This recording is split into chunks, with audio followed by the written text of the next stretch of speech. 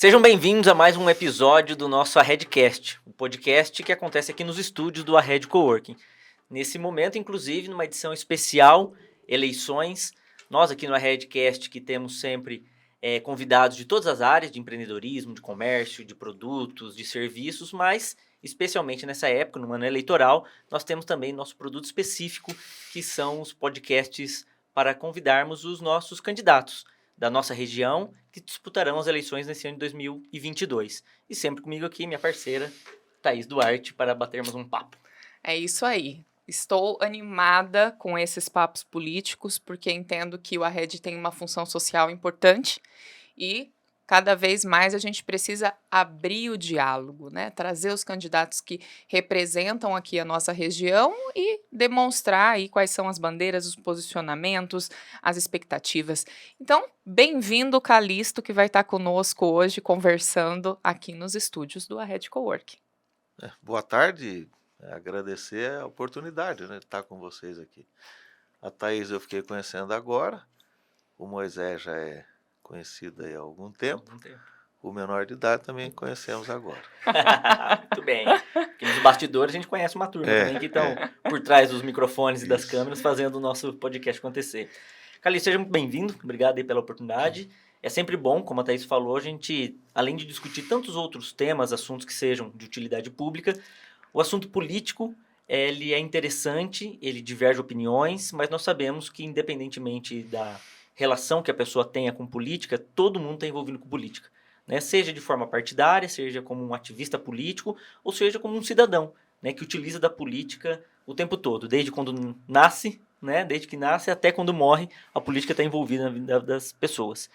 Mas nós queremos saber quem é o Calixto. Então, por favor, se apresente. Quem é o Calixto, de onde veio, qual a sua formação, qual a sua, enfim, a sua vida, a sua apresentação pessoal. Ok. Atuação, né, profissional. Quem é o Calixto? O Oduvaldo Calixto é advogado, né? E desde sempre ativista político, ou seja, antes de ser advogado eu já era ativista político. Hoje é quase que é clichê, né? Mas tenho 5 filhos, né? Sendo 3 meninas e 2 meninos. Sou casado com a Leslie, o pessoal de Apucarana conhece muito, porque ela lidava com eventos, com publicidade, né? Sou um cristão, congrego na Assembleia de Deus e amo política, adoro política. Então, se eu fosse fazer um resumo disso, da minha vida, seria isso. Coisas que impactaram e acabaram interferindo na minha personalidade é que eu, durante um período, fui militar, então tem aí um viés, né, de militar. A minha mãe era professora, eu sou de uma família eminentemente conservadora, ou seja, então eu tenho um berço extremamente conservador. Durante os primeiros tempos, muito católico, né?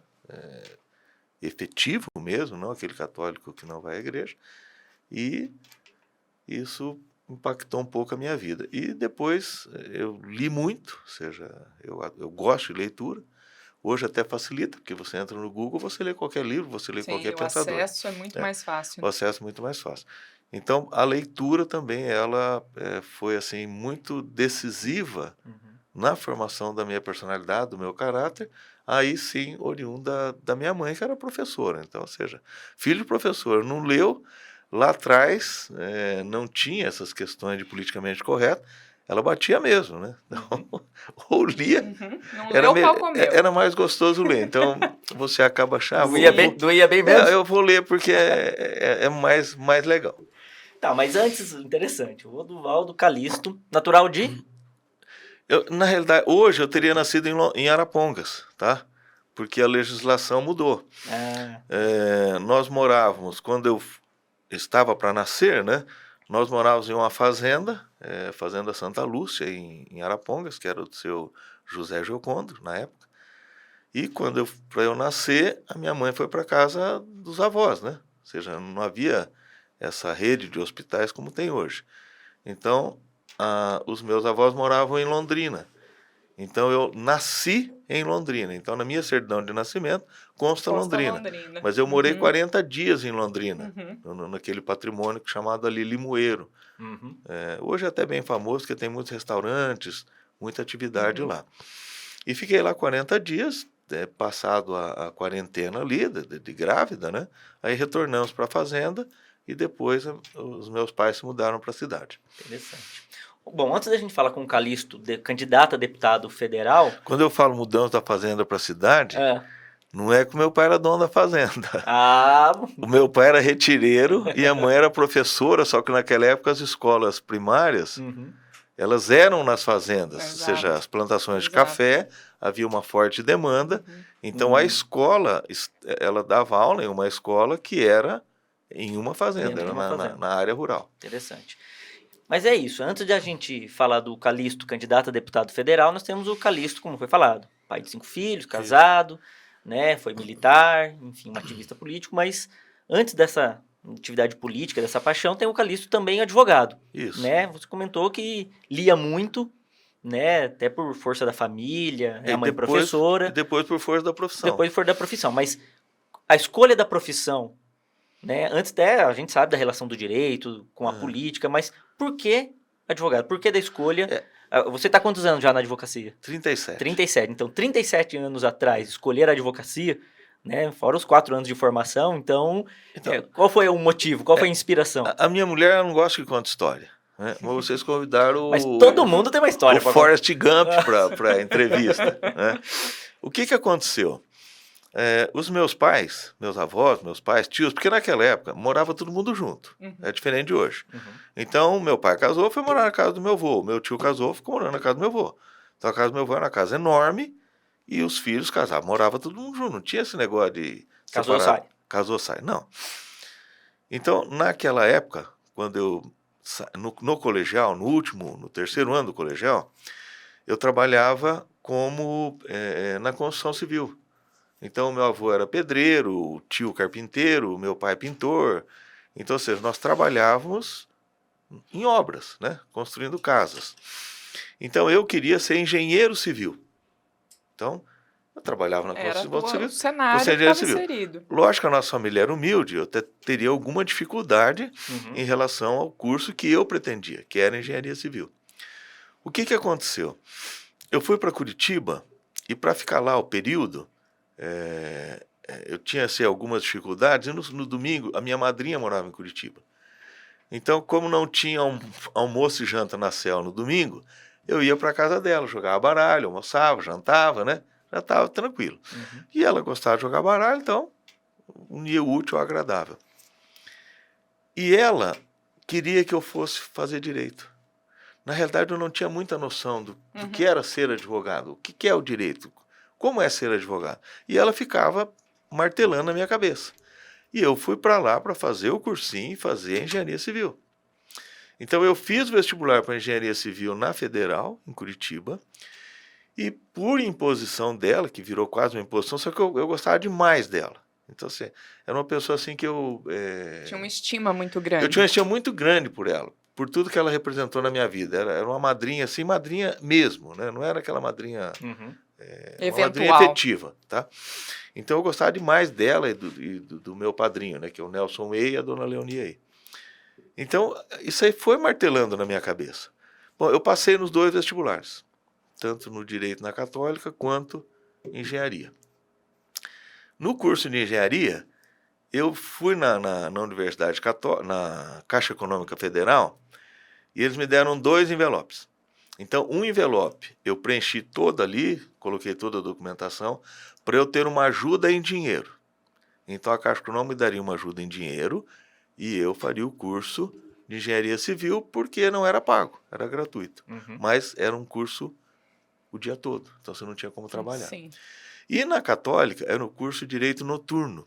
Então, eu preenchi o envelope para eles pagarem a faculdade. E aí eu teria como trabalhar de manhã, ok? Então, quem decidiu que eu deveria ser advogado foram os burocratas da Caixa Econômica por intercessão da minha madrinha. E que bom, uma né? boa forma de de pensar no destino. Então, aí aconteceu uma coisa É a engraçada, família e o Estado que família forjaram e a o sua, Estado. forjaram sua formação. a minha formação. Mas algumas coisas são de Deus, até porque eu sou 100% Deus. Então, teve lá, na primeira semana de aula, tinha um professor de Direito Civil, se chamava Arlindo Dalprá. Espetacular, espetacular. E o Dalprá, o professor Dalprá, ficaram dependendo. E Direito Civil tinha 3 vezes na semana. Tá? Uhum. A carga de Direito Civil no primeiro ano era maior. Então, 3 dias da semana, 2 aulas de Direito Civil. Então, ele deu aula na segunda. O pessoal que tinha repetido, os que estavam tem um nomezinho lá, não é recuperação, tem um outro nome lá. Dependência. Os dependentes, né? 3 ou 4 ali. E eles ficavam badernando, eles ficavam querendo discutir com o professor, o senhor não podia ter deixado a gente, não sei o quê, por causa disso, por causa daquilo, eu já devia estar no segundo ano, aquelas discussões. Então, segunda-feira, eles discutindo com o professor. Terça-feira, eles discutindo com o professor. Na quarta-feira, eu levantei e falei, moçada, é o seguinte, eu trabalho o dia todo e eu venho para o curso à noite. Tem 60 alunos lá no segundo ano tendo aula de direito do segundo ano. Só tem vocês 4 aqui, dependentes. Vocês vão tentar me provar que o professor é o culpado de vocês 4 estarem aqui e 60 na outra sala? Meus irmãos, eu tenho certeza que os meus alunos aqui, os meus colegas de turma, vão concordar comigo. Ou vocês calam a boca, ou nós vamos expulsar vocês da classe. Os 4 levantaram, foram embora e nunca mais voltaram. E todo mundo levantou, porque todo mundo já estava de saco cheio deles. Aí o Dalprá, o professor, falou assim, opa, temos aqui um advogado. E a coisa vai caminhando. Bom, aí eu falei, acho que eu nasci para isso. Tá muito claro, então, que a sequência agora aqui, para a gente falar de vida pública, de vida política, de liderança, de atuação, né, na advocacia, que depois pendeu para a política, tem motivos, né? Deixa eu fazer uma... Mas numa determinada idade, você não... Eu vejo por mim e vejo pelos outros também. O que você quer ser? Eu quero ser médico. Por quê? Porque ganha bem. Hoje todo mundo quer passar no concurso público, né? De auxiliar de enfermagem a delegado de polícia. Não, eu quero passar no concurso público, eu sou concurseiro. Então, numa determinada idade, você não tem tanta... Você pode até ter uma vocação. Mas é muito cedo que acontecem essas escolhas. Essas escolhas. Né? Então, eu gostei minha madrinha tinha razão. Vamos entender um pouco melhor a tua atuação política, né? E eu tô trazendo isso em todas as entrevistas que a gente fez, que uma das condições para que alguém possa participar de uma eleição no Brasil é que tenha uma filiação a um determinado partido político. Okay. Né? Então, gostaria de entender o que embasou as suas decisões, né? Qual é a sua filiação partidária, o que embasou as suas decisões, como que o Calixto está coligado hoje, como que funciona isso? Primeiro que eu sou PL há muito tempo. O Bolsonaro entrou no meu partido. Certo. Eu não fui para o PL para estar no mesmo partido que o presidente. Ele é que ficou sabendo que havia o Oduvaldo Calixto. Com certeza. Né? E pediu a filiação. E falou, não, vamos filiar junto no partido do Calixto. Mas brincadeiras à parte, eu estou no PL há muito tempo. Quando você lê em relação aos partidos, você se filiaria, eu acredito que em qualquer um deles. A cartilha é linda de todas. A cartilha, né? Ela é linda, né?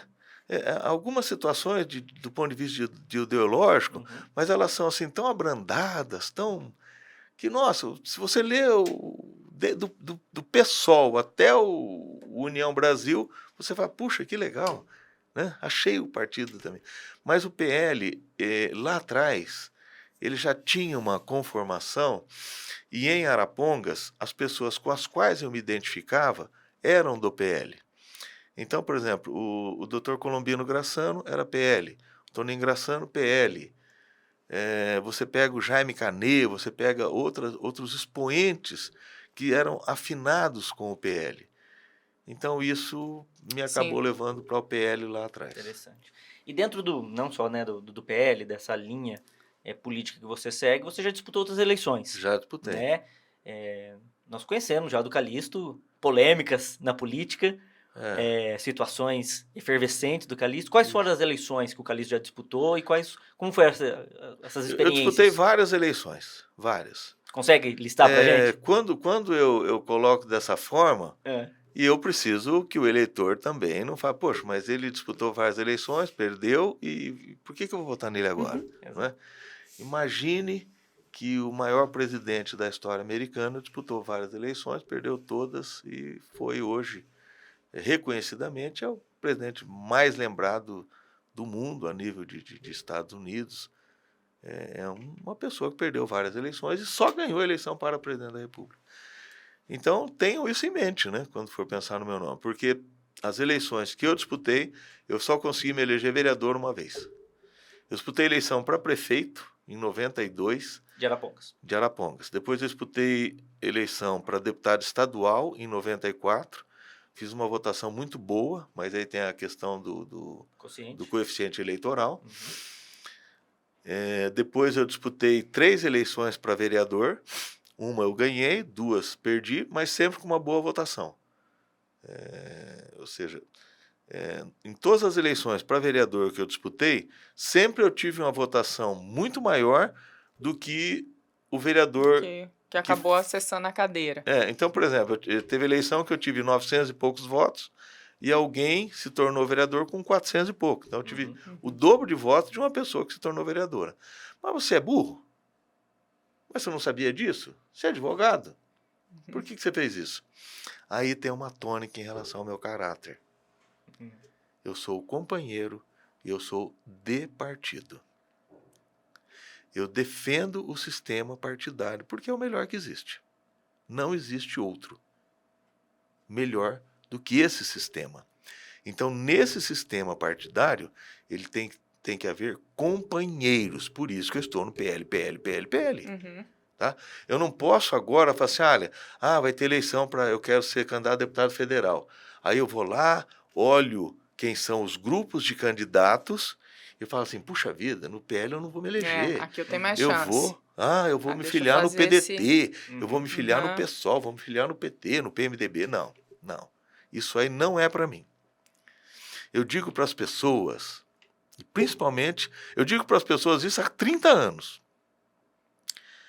que se nós queremos resultados diferentes, as nossas atitudes, o nosso modo de pensar tem que ser diferente.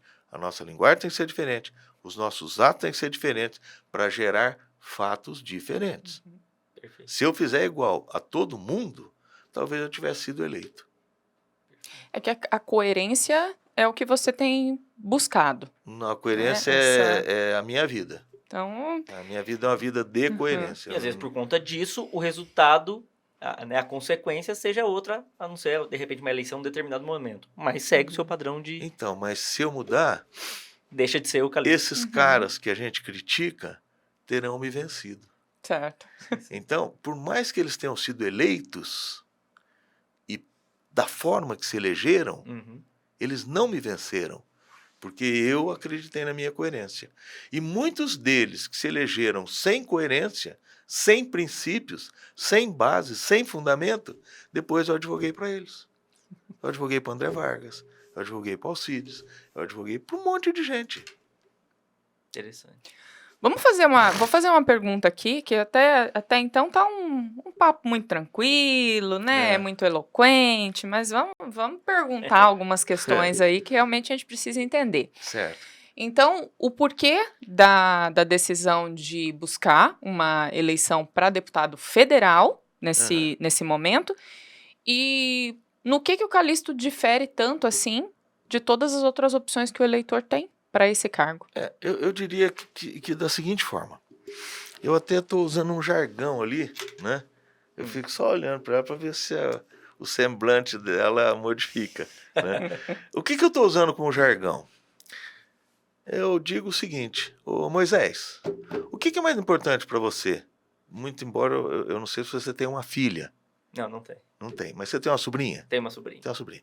Moisés, você tem filha, Thaís? Não tem. Sobrinha? Tenho afilhados. Filhado. Então vou perguntar para Moisés. Moisés, Isso. o que é mais importante para você? A vida da sua sobrinha ou uma reta escravadeira? Óbvio que é a vida da minha sobrinha. É óbvio, Moisés. Que legal. Puxa vida, eu tenho chances no voto do Moisés. Porque aos meus olhos, o eleitor hoje, Moisés, ele vota na reta escavadeira. Como que eu te diria isso de forma assim, bem calistiana ou duvaldiana? Como que o eleitor de Arapongas e Apucarana vai escolher e vai votar no seu deputado federal?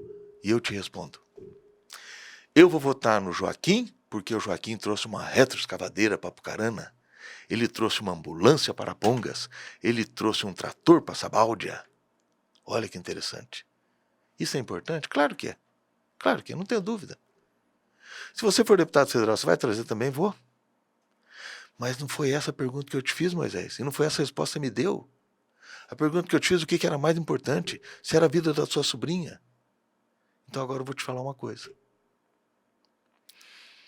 Nós estamos escolhendo, na maioria das vezes, deputados que já estão no Congresso.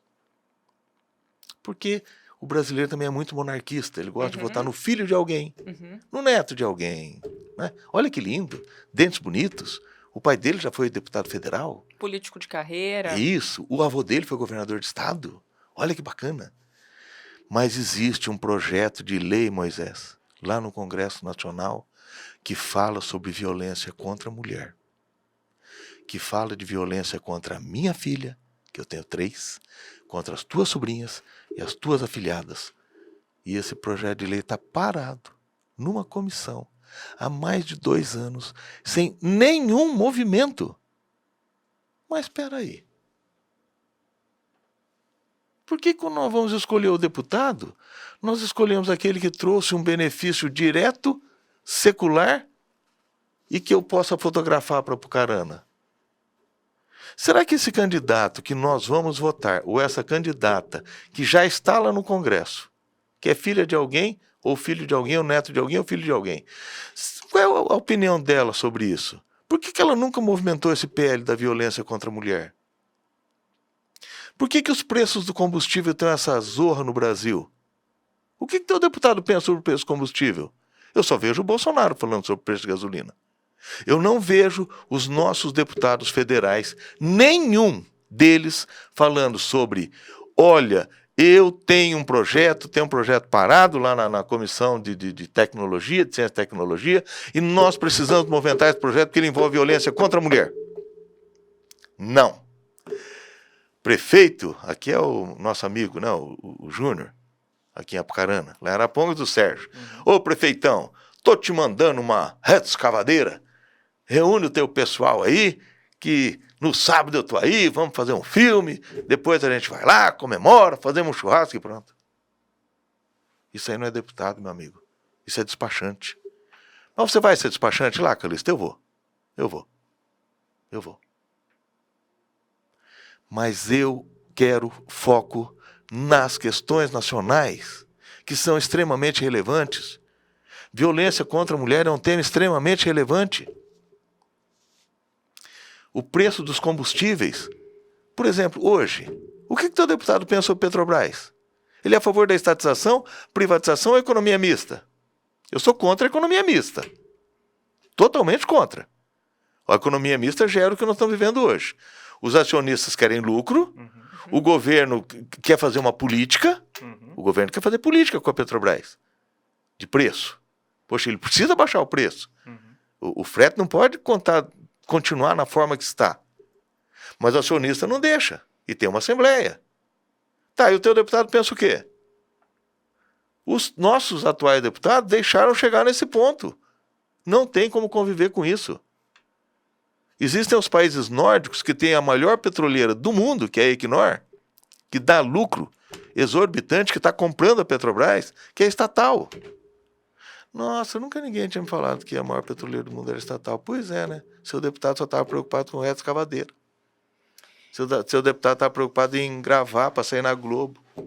Lembra do deputado que gravava para sair na Globo? Nossa Senhora. Acho que Lembra disso? Eu lembro nada. Acha? Ô, Calixto, mas você está falando de comportamento, né, de eleitores quando você fala, meu deputado faz isso.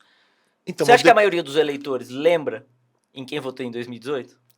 Eu gostaria que se lembrassem e eu acredito que eles se lembram. Sabe por que eles se lembram? Será que Porque lembra? a maioria dos eleitores, ela se lembrava da escalação da seleção brasileira de 1970.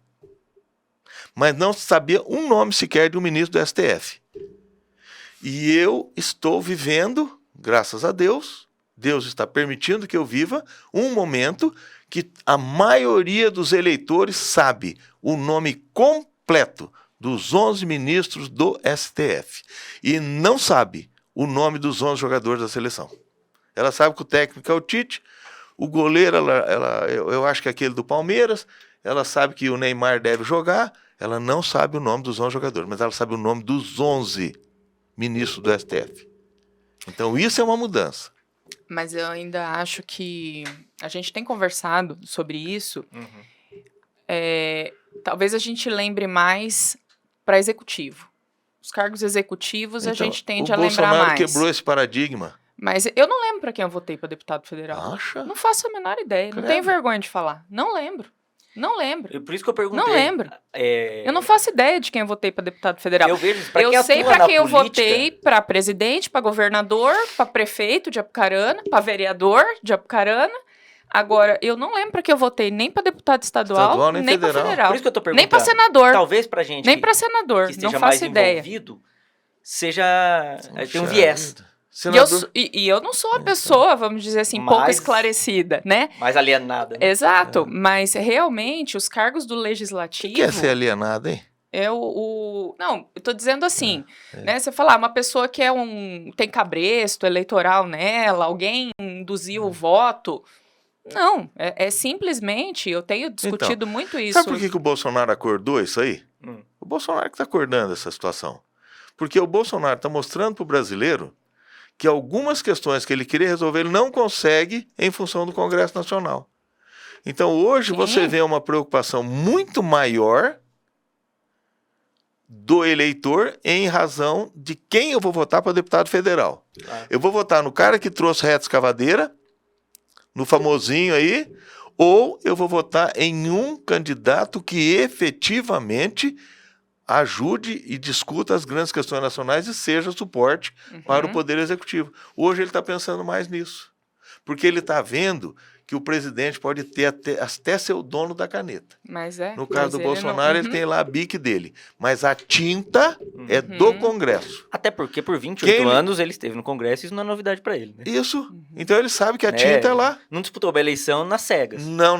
Foi? Isso, não. 28 anos no Congresso, ele sabe isso. que aqui o parlamento dá o tom das coisas. Como funciona o parlamento. Ingênuo a gente não pode dizer que ele E se você observar, é até amigo meu, pessoal meu, o Ricardo Barros, ele se mantém na política porque ele entende como pouco o funcionamento do Congresso Nacional. E a relação com o Executivo. O presidente da República, que teve 57 milhões de votos, acaba sendo dependente do Ricardo Barros, que teve 160. Calixto, você comentou de uma situação agora na sua fala, e a relação, por exemplo, quem são os 11 ministros do STF? Calixto, como advogado, então estudioso do direito e candidato a deputado federal, portanto, é postulante a um cargo que vai ser um dos poderes. Isso. Né? O Calixto pode estar no poder legislativo, né, com uma relação com o poder executivo e uma relação também com o judiciário. Qual é a opinião do Calixto, advogado e, de repente, um futuro deputado federal com relação ao STF, aos 11 ministros, à instituição Supremo Tribunal Federal, que parece que nos últimos anos tanto efervesceu com relação à exposição, à participação em questões, em discussões políticas? Moisés, a gente aprende com os antigos, sempre. Como diz um amigo meu, a nossa vida, toda a doutrina, nada mais é do que escrever o que nós repetidamente fazemos. Se fazemos corretamente, se torna doutrina. Juiz bom é o que não aparece. Desde a época do Roma, do Apucarana, do Arapongão, juiz bom é o que não aparece. Se você pegar, por exemplo, o ministro Moreira Alves, você pouco ouvia falar dele. Talvez o último dos ministros que foi indicado e nomeado para ministro com notório saber jurídico. o Moreira Alves, quando ele tomou posse no Supremo Tribunal Federal, ele tinha mais de 50 livros escritos sobre vários temas. E com uma vantagem, ele dominava o direito romano. Por que é uma vantagem dominar o direito romano? Porque você domina o berço. Uhum. Você sabe por que as coisas aconteceram, por que nasceu aquilo, qual a origem daquilo.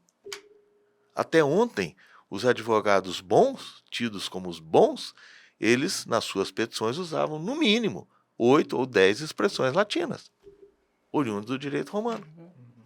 Então, Moreira Alves, eu acredito que foi um dos últimos ministros do STF com essa galhardia. Ninguém duvidava do notório saber jurídico dele.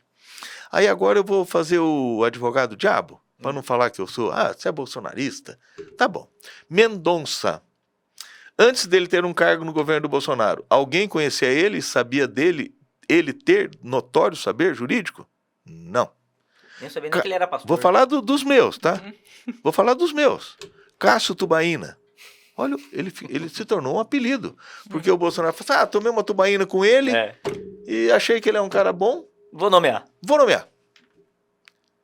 Mas para o presidente nomear, e aí eu vou tirar um pouco da culpa dele, vem uma lista para ele. Então, dessa lista, ele vê o mais possível, ou o que mais lhe agradou, e aí é uma convicção pessoal. Então, ou seja, dentro daquilo que a sociedade política organizada, que a magistratura organizada encaminhou para ele, ele escolheu o Cássio Tubaína e escolheu o Mendonça. Porque, tipo assim, dos três, era o que mais se identificava com ele. Isso é um STF? Alexandre de Moraes, você nunca tinha ouvido falar. Talvez aqui... Xandão. Nunca ouviu falar. Você ouviu falar ele como delegado de polícia, porque a grande vocação do Alexandre de Moraes era ser delegado da Polícia Federal. Eu tenho certeza absoluta que se nós conversarmos com ele, se ele vir aqui no seu programa, você vai perguntar para ele, fala, não, é porque até hoje eu tenho uma frustração, que eu queria ser delegado da Polícia Federal e não passei no concurso. Ele vai falar isso. É a função dele, xerife. Isso tem a ver com ativismo judicial? Não. Tem a ver com senadores corruptos, vagabundos, desonestos, que deveriam estar presos. Só com isso. Eles aprovam a indicação. A sua opinião enquanto estudioso, advogado, enfim, é uma pergunta acho que bem retórica, mas é importante a gente saber, como um candidato a deputado federal e um advogado.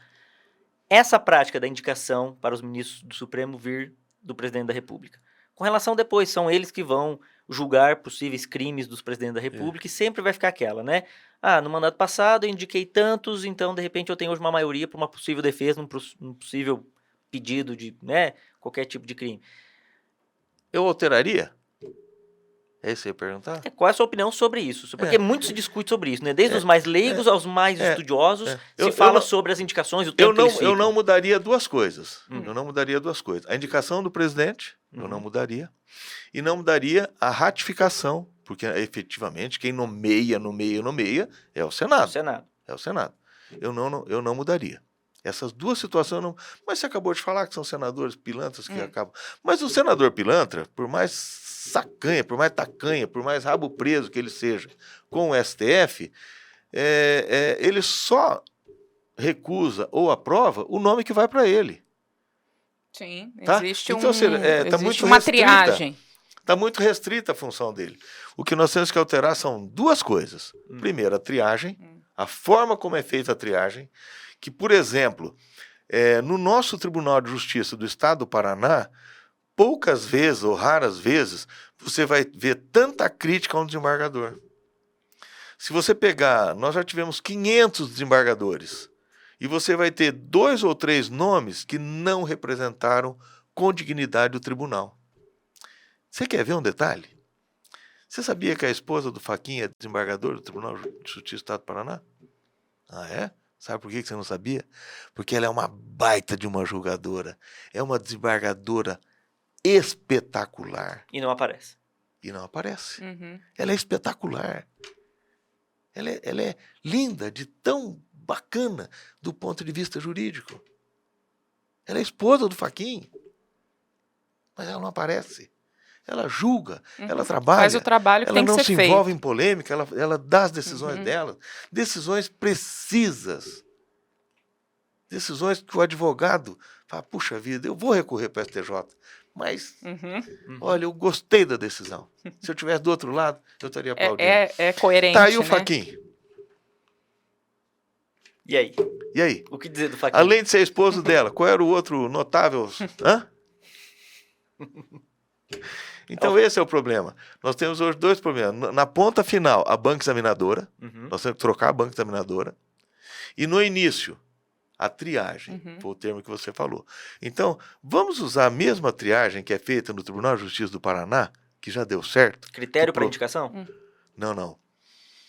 Se você pegar o Tribunal de Justiça do Paraná, hoje você vai ver que de cada 5 desembargadores, um é advogado e um é oriundo do Ministério Público. 3 são de carreira. Isso é que o povo quer. O povo quer que nós tenhamos, eu vou falar aqui agora para você, sabe, o que o povo quer. O povo quer que nós tenhamos 15 ministros do STF, hoje nós temos 11, o povo quer 15. Por quê? Porque dá mais celeridade. Eu vou ter, ao invés de 2 turmas, eu vou ter 3 turmas julgadoras. Então, eu vou julgar com mais rapidez. 3 turmas de 5. Isso é o que o povo quer. E desses Como você diz o povo 15, quer? O povo da rua ou o povo do jurídico? todo o povo. Todo povo. Todo jurídico. Todo advogado. E desses 15, ele quer que um seja advogado. Ele quer que um tenha origem no Ministério Público. E o povo quer que os outros 3 sejam de carreira. Se você vê aí tudo quanto é comentário de Twitter, eles querem isso. Eles não toleram o Toffoli não ter passado no concurso para juiz de direito e ser ministro do STF.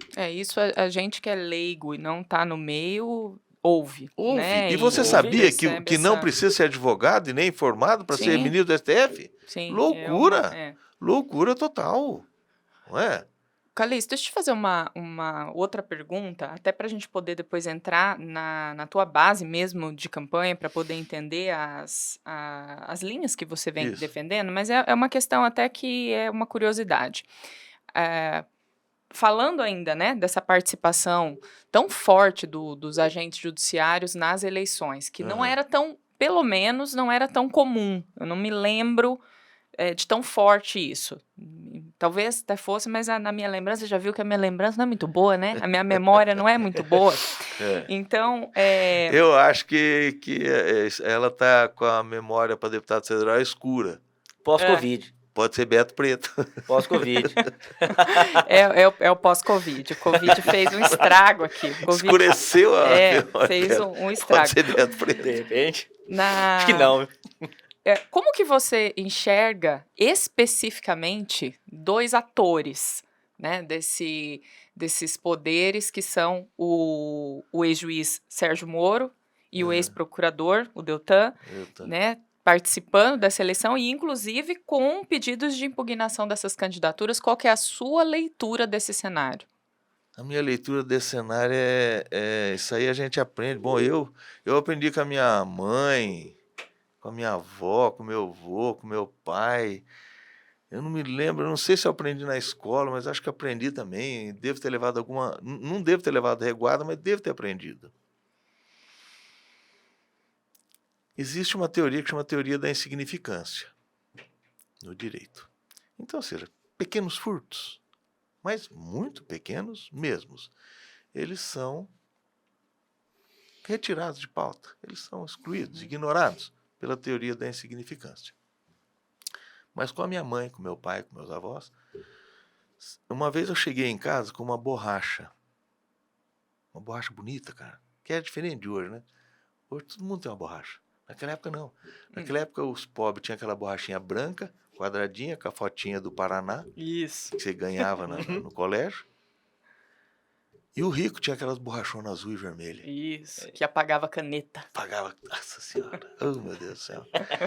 E aí, tinha um colega meu no 2º ano, que chamava Marcos, e ele tinha uma borracha azul e vermelha.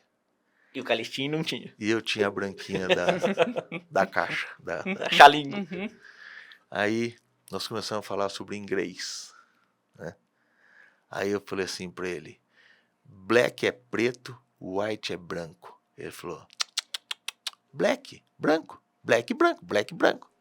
White preto. Falei, black é preto, white é branco. Ganhei a borracha do maluco. Fui pra casa com a borracha. Apanhei da minha mãe. Minha mãe me levou lá na casa do pai do Marcos. Eu chorando lá na porta, bateu. Vem o pai dele, a mãe dele e ele. Ó, meu filho apareceu lá com essa borracha, ele falou que é do Marcos, nós viemos aqui devolver. Black é até preto, mas a borracha é Aí do o Marcos. Aí o pai chamou o Marcos e falou, Marcos, tá aqui, a Dona Laís, que todo mundo, minha mãe era professora, todo mundo, ó, a Dona Laís tá aqui com o filho dela. E falou que ele furtou, que ele roubou, sei lá o termo que usou na hora ali. Né? Aí eu falei assim, não, pai, eu perdi. Eu perdi. Eu apostei com ele, eu perdi. O pai quis devolver. Minha mãe falou, não, meu filho não é de apostas, e nem de jogo. Ou seja, imagine de furto. Por que eu estou colocando isso? Porque você me fez uma pergunta sobre o Deltan Dallagnol. E eu fico muito à vontade aqui em Apucarana, porque tem um amigo meu aqui, que não é amigo de todo mundo, mas é um amigo meu, que chama Alcides Ramos. O Alcides Ramos foi preso, trucidado, torturado emocionalmente, talvez fisicamente. Se você pegar os 20 processos do Ministério Público de um colega do Deltan, aqui de Apucarana, em um dos processos, o Alcides é processado civil e criminalmente, 2 processos. O volume de diárias discutido naquele processo não alcança R$3.000.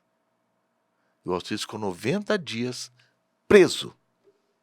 Então, meu irmão de Apucarana, o Alcides, que você vai encontrar com ele na rua amanhã, ele ficou 90 dias preso por 3 pacotes de açúcar, por R$2.800 de diária, porque 3 vezes o funcionário da Câmara mandou lavar o carro e o cara lá do Lava Jato, que lavava os carros da Câmara, colocou a nota dele junto. Ah, é, meu irmão? E você está defendendo o Deltan Dallagnol, que junto com 2 colegas de Ministério Público gastou R$2.800.000 em diárias? E você está dizendo que esse gasto de R$2.800.000 de diária é uma retaliação do sistema? Qual sistema? O sistema pagou R$2.800.000 para ele. Ele fazia parte do sistema. Ele determinava a condição coercitiva e o sistema autorizava. Ele andou de viagem aérea, o sistema pagando. Ele gastou R$2.800.000. Se o Alcides pegou R$2.800 em diárias e ficou 90 dias preso, quantos dias preso ele teria que ficar, o Deltan, o Moisés? Thaís? E agora as pessoas estão defendendo o Deltan, porque ele é o malvado favorito. Ele é o Cunha. Ele é o presidente da Câmara que caçou a Dilma, que era um pilantra, um safado, um bandido, mas como ele caçou a Dilma, ele é o malvado favorito. Então o Deltan é o malvado favorito? Porque ele fez a Lava Jato, que era a função dele, que ele recebia para fazer aquilo. Salários elevados. Aí ele saiu fazendo promoção pessoal, outdoor, tudo quanto é coisa, e gastou R$2.800.000. Eu falo, não, ele pode. Ninguém pode. Na nossa república, ninguém pode. Crime é crime. Chegar com uma borracha em casa que não é tua, é crime, a tua mãe te adverte. Gastar R$2.800.000 também tem que ser advertido. Mas as campanhas, lá a impugnação dele. Mas as campanhas mas as candidaturas não foram impugnadas. Isso que nós queremos saber. Tanto um dos pedidos de impugnação partiu do seu escritório? Do meu escritório. Do Deltan e do Moro. Mas vamos então, para a gente encerrar, o Deltan. Tem um pedido, já saiu... O Deltan tem várias situações. Tá? Ele usou e abusou do processo. Ok? Todo mundo hoje já ouviu a expressão devido processo legal. Né? Quem teve a felicidade de estudar pós-graduação, mestrado com a Ada Pellegrini Grinover e com o Cândido Rangel Dinamarco, né? Esse sujeito aqui, então você aprendeu sobre o processo. Você sabe o porquê do processo. Por que ele existe? para levar à justiça. Esse é o escopo do processo, ok? Ele usou e abusou do processo. Bom, e as falhas dele são punidas. Então, em razão de todas essas falhas, que inclusive geraram a descondenação do Lula, que foram falhas que um promotor de Astorga não cometeria, que um juiz de Astorga não cometeria, mas que eles cometeram, e que hoje existe uma dúvida se essas falhas eram premeditadas ou não, ele seria exonerado do Ministério Público. Para evitar a exoneração, ele pediu demissão. Pela lei de ficha limpa, se eu quero evitar a exoneração e peço demissão, se o processo que eu estou respondendo pode gerar minha exoneração e eu peço demissão, eu não posso ser candidato. Se eu sou condenado, processado e condenado pelo Tribunal de Contas da União por irregularidade de contas, eu não posso ser candidato. Pouco importa se eu era membro do Ministério Público. Pior ainda, Moisés. Pior ainda, Thaís. Por quê? Porque eu, Ministério Público, mandei para a cadeia um pai de família, o Alcides. Depois eu peço perdão para o Alcides estar usando o nome dele aqui. Mas eu fui o advogado dele. Entendeu? Então, ora, o mesmo Ministério Público que manda um pai de família para a cadeia por R$ 2.800, que eles acharam que era duvidosas as diárias. Ele gasta 2.800.000. Ah, mas foi em 3. Ó, que legal, né? Agora, nossa, puxa vida, nossa, né? Foi só 800 mil cada um. Mas essa decisão tá... então... Não, o pedido de impugnação... Foi feito, né? Foi feito. Ele vai para o relator, eu não vou me lembrar agora o nome do relator, porque já existe um relator que vai julgar o pedido de registro do Deltan. Então, entra o pedido de registro, já é nomeado um relator. Então, hoje, o desembargador do TRE vai julgar o pedido do Deltan, de registro. Ele vai ver se formalmente ele juntou todas as certidões, etc, etc, etc. E aí entram as impugnações, ok? Nós até antecipamos, porque entramos antes até do prazo para não perder tempo. E aí, esse mesmo relator vai analisar a impugnação, vai encaminhar para a procuradoria vai dar parecer, depois ele redige o voto e coloca em plenário para votação. A situação do Sérgio Moro é semelhante? Não, Qual é diferente. Porque a pergunta foi citada, né? Um é o Deltan como procurador e hoje candidato. O Deltan é extremamente mais complicada que a do Sérgio Moro. Tá. Sérgio do Moro... Deltan, eu diria, como um advogado... que uma é ilegal e a outra é imoral? Não. Não necessariamente. Para o Calixto, as duas são imorais. Imorais as duas são. As duas candidaturas são totalmente imorais. Tá. Eu não me valho. Por exemplo, Moisés, para você entender. A política me levou para a igreja. Eu não fui para a igreja para depois ser político e usar a igreja. Tá?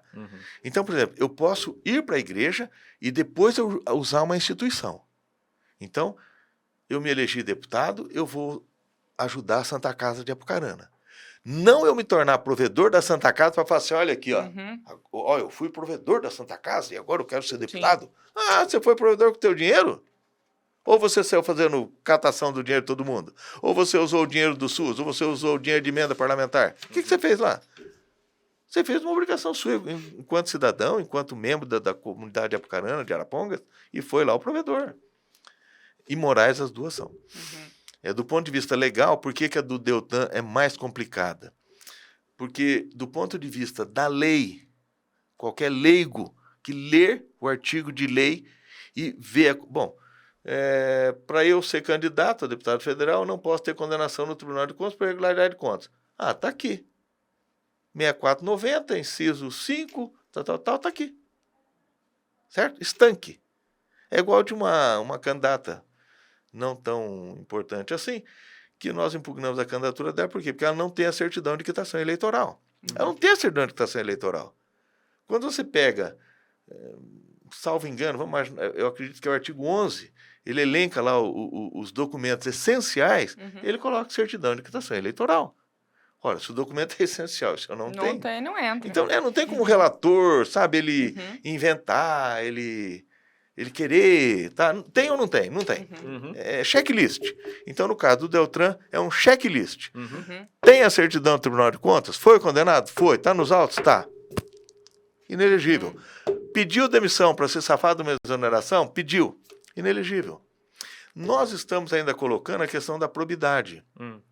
Porque a probidade é um assunto novo no direito eleitoral que eu lá atrás, há 15 anos, eu já colocava nas minhas petições. Escuta, qual a diferença de um servidor público para um agente político? Nenhuma.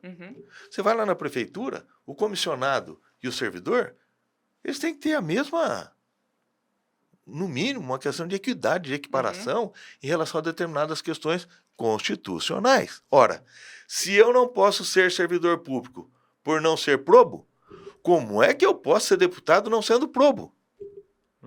Então, no Sérgio Moro e no Deltan também existem essas questões de probidade. No caso do Deltan, por uso da máquina pública para fazer outdoor, para fazer data show, para fazer uma série de situações, envolvem probidade. As outras duas envolvem questões legais. A probidade é uma questão constitucional.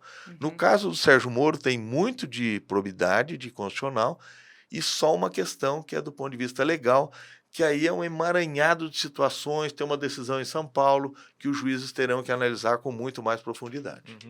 Entendido. Bom, tu comentou... Né, Agora, o paranaense que votar no Sérgio Moro, eu tiro o chapéu para ele. Ah, cara. Então é isso que eu quero perguntar. Não... O Sérgio Moro e o Deltan. Deltan, candidato a deputado federal. Sérgio Moro, candidato ao Senado. Certo. Eles te incomodam nessa caminhada política, nessa carreira, nessa eleição? Eles me causariam prejuízo como candidato? É, como candidato. Porque como candidato, não. Porque nós temos 45 dias só no período eleitoral. Não. Tipo assim, como candidato, não. Entendi. O Deltan, ele tem um público, ele tem o partido dele, a votação dele não vai me ajudar nem me atrapalhar em nada. Pergunto isso, porque assim, o quanto de tempo e energia, de repente, o Calixto, em poucos dias de campanha eleitoral... Aí eu te falei no começo do programa. Está gastando... É coerência. Né? Porque daí pode. É uma atuação do advogado Calixto, porque entende, por entender como cidadão, que eles não deveriam estar disputando. Não deveriam, não poderão e não estarão. Ok. Então, mas aí... E tem algum outro caso que, tanto quanto o Moro e o Deltan, também te incomodam nessa atual Então, disputa? Mas você está falando do Moro, que são os expoentes, né? Sim. Por exemplo, no caso do Moro, vou te dar para você analisar assim, uma questão muito simples, que não envolve discussão de valores, ok? Tá.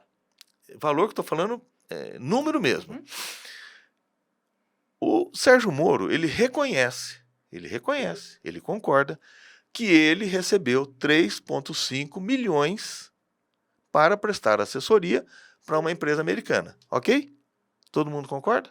Ele concorda, tudo concorda. Qual era a discussão?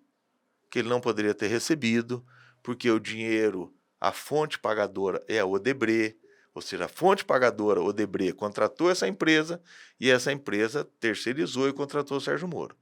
Nem vou entrar nesse mérito. Eu, particularmente, acho um absurdo. É loucura. Tá? Bom, mas esquece isso aí.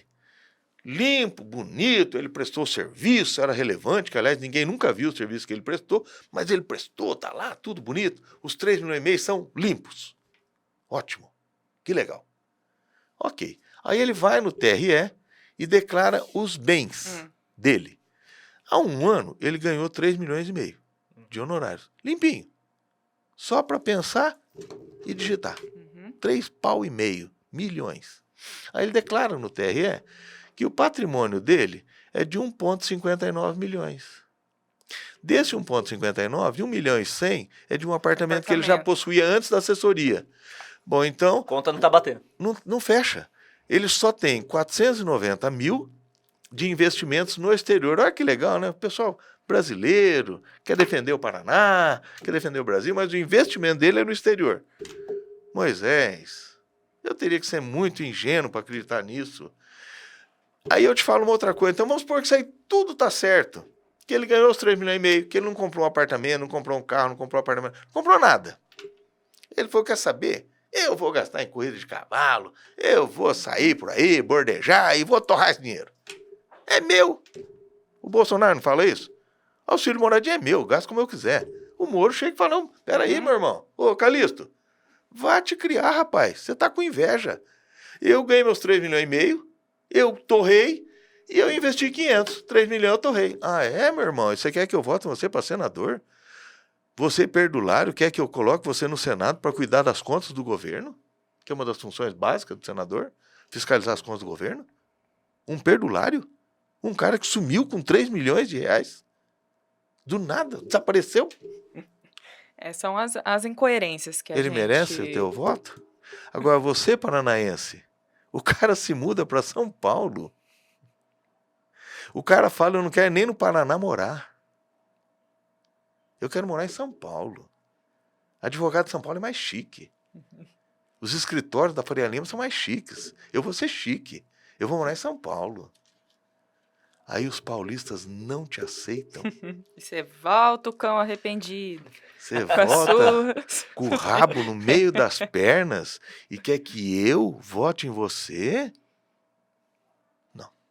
Tá, certo. Vamos falar da tua campanha, então. Pois é. Né? Lógico, Vamos falar nós estamos dessa... fazendo mais campanha pro Moro Exato, e pro né? Deltan aqui do que Então, acho importante falar do candidato É, Calixto. mas é uma questão de coerência. Sim, sim. Claro. Tá. E nós fizemos a pergunta justamente por serem eu diria dois. para você que algumas pessoas, por exemplo, em relação à impugnação do Moro, eu acho que algumas pessoas poderiam votar em mim até falar, não gostei dessa atitude dele, o Moro é herói nacional e tal.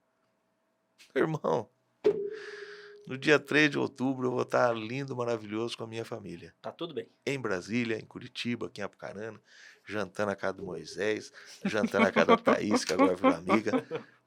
Não vai acontecer nada. Mas eu vou continuar coerente. Sim. Calixto, quais os principais desafios aí que você vê nessa campanha e, na realidade, quais as expectativas que você tem diante das frentes que você defende? Quais as bandeiras que o Calixto tem Tá. empunhado? Empunhado? Não, né? Até Se é que pode Uma usar. bandeira, a gente faz o que com ela? Hã? impunha. Empunha? Se é que pode usar o termo bandeira agora, né? Vamos processar.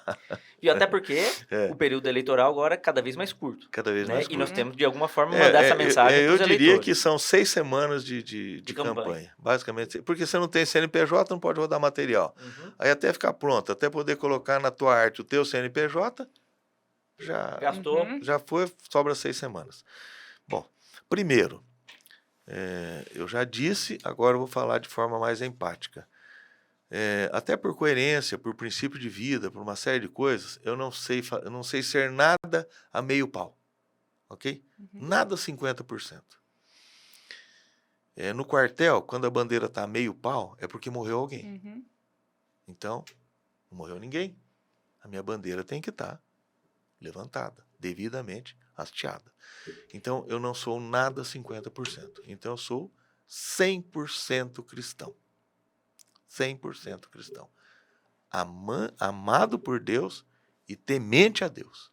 Mais temente a Deus, porque eu dependo da misericórdia dele, do que do amor dele. Ou seja, porque ele me ama, ele é misericordioso.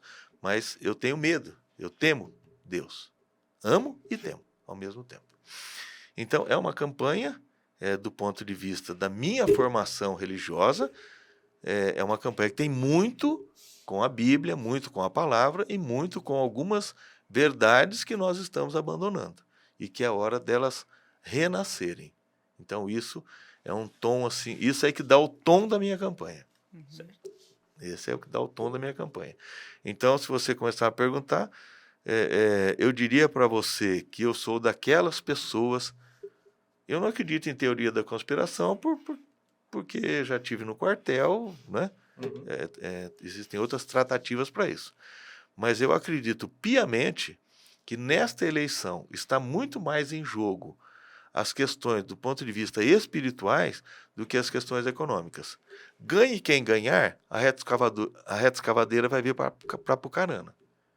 Mas ganhe quem ganhar, talvez os meus irmãos da Assembleia de Apucarana não consigam ir no culto.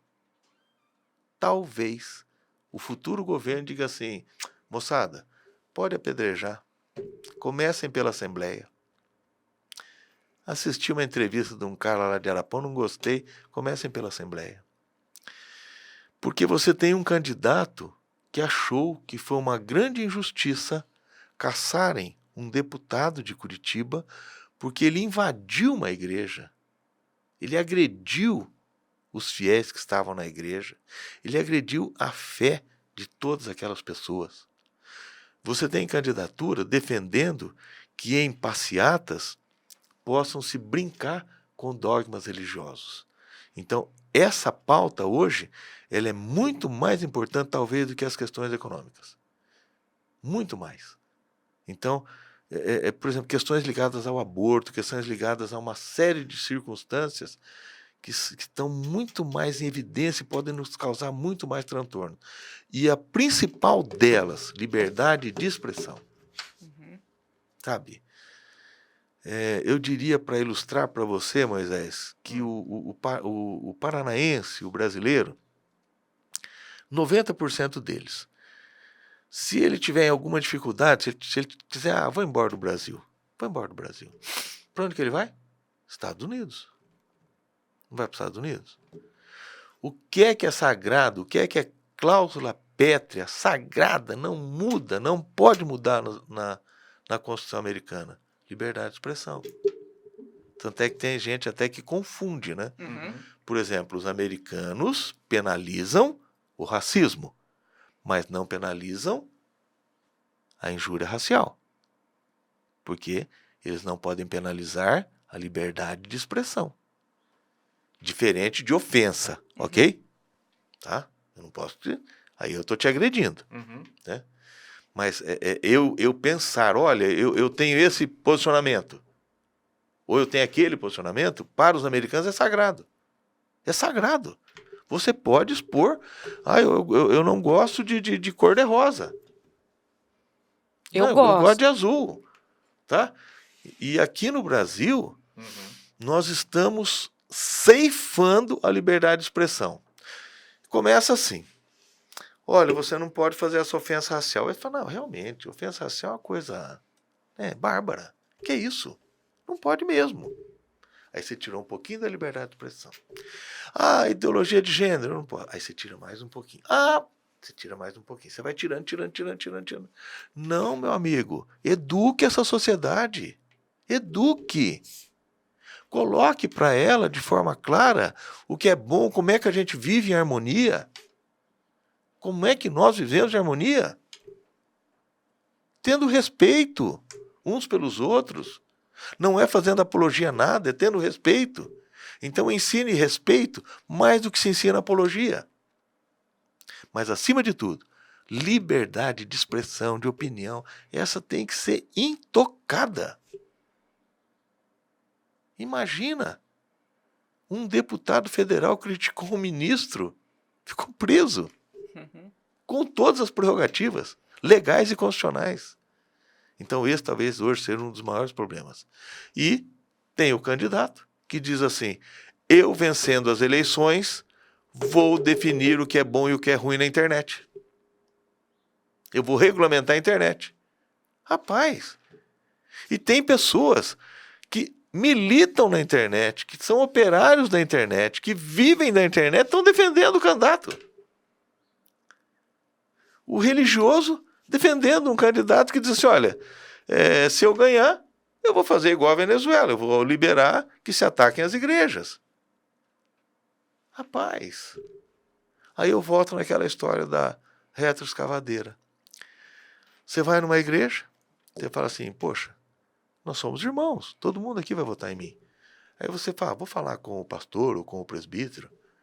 Aí o pastor vira para você e fala, poxa, Calixto, eu já tenho compromisso com o deputado federal fulano de tal. Tá bom. Advogado, né? Você tem prazos legais para contestar, não é? Você vai para casa, fala, eu não posso perder o apoio desse pastor. Vou ter que voltar lá. Aí você pega o cara que ele apoiou, que ele falou para você que vai apoiar. Aí você olha lá. Poxa, ele votou pela prisão do Daniel Silveira. E Daniel é um nome bíblico, né? Ele votou contra Daniel. Pastor, ele votou contra Daniel. Pastor, ele quer regulamentar o aborto. Se eu quero regulamentar, eu sou a favor. Concorda ou não? Sim. Ele quer regulamentar. Ele é a favor que aborto até 6 meses é tolerável. Vai lá e faz. Pastor, você tá louco? Então, deixa eu entender Mas assim. ele trouxe uma ambulância para Sabáudia. Existem, então, as suas pautas, elas estão intimamente ligadas a essas questões, né?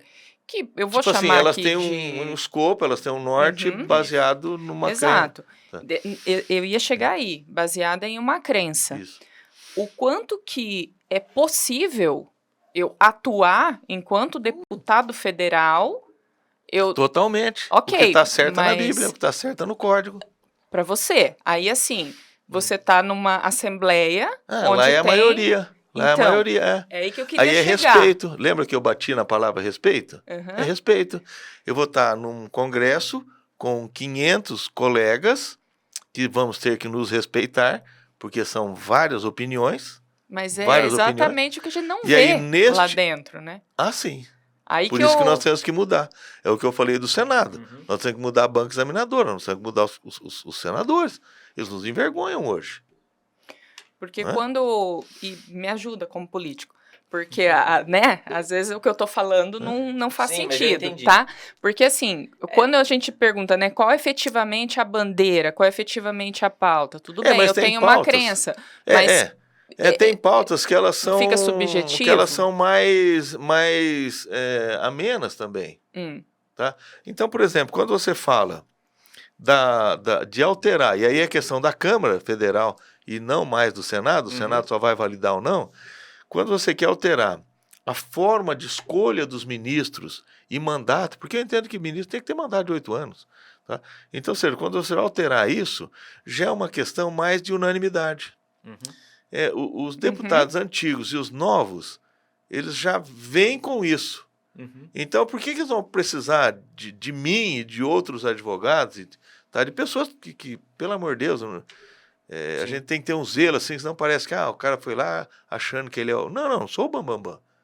Mas eu estudei, eu me formei, eu tenho 37 eu entendi anos bem, de profissão. porque Então, a questão do STF ela é mais amena. Sim. Ela não causa essas discussões acaloradas como causaria, por exemplo, linguagem binária. É porque tem menos polaridade. Isso.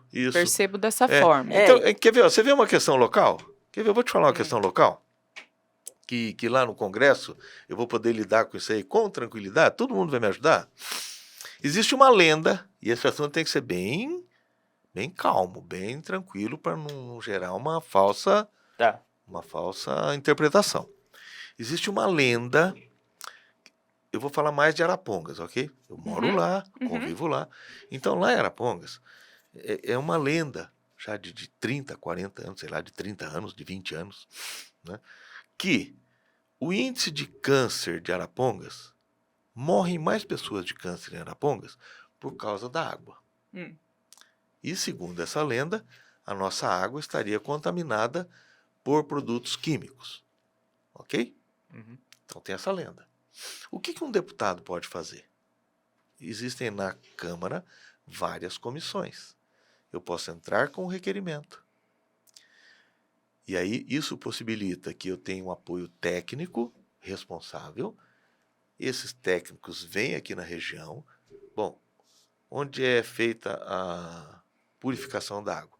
Aqui na estação da Sanepar. Tá bom. Quais são os rios que coletam e que trazem água até aqui? Rio Córrego Desapertado, Três Bocas, tal. Essa água vem, aqui a gente faz o tratamento e encaminha para as residências. Ok. Então eles vão fazer um levantamento. Se for lenda, ótimo. A sociedade vai parar de falar sobre isso. Por quê? Porque quando morre alguém de câncer em Arapongas, e agora as pessoas estão morrendo até com menos idade, tá? Você vai no velório. Porque onde já se viu que não tem nenhuma autoridade que peita esses caras, porque envolve gente grande. Aí aquelas conversas que são naturais. Envolve gente grande, político não quer se meter e tal. Não importa. Envolva quem envolver, porque sempre vai haver solução. Se é uma lenda, morreu.